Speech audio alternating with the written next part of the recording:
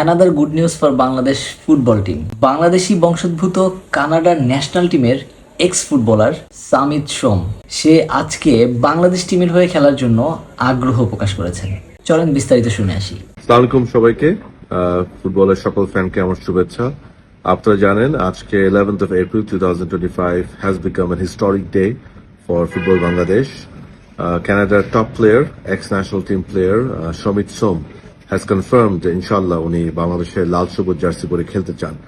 It's a great moment for us.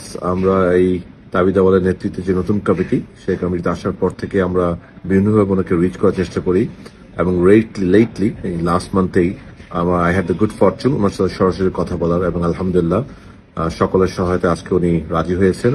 এই ব্যাপারে আমি সমিত সোমকে ধন্যবাদ জানাতে চাই তার পরিবারকে, তার হেড কোচকে অ্যান্ড তার কোচিং স্টাফ এবং তার ক্লাবের সকলকে, বিকজ সকলের সাথে কথা বলেই উনি এই সিদ্ধান্তটা নিয়েছেন।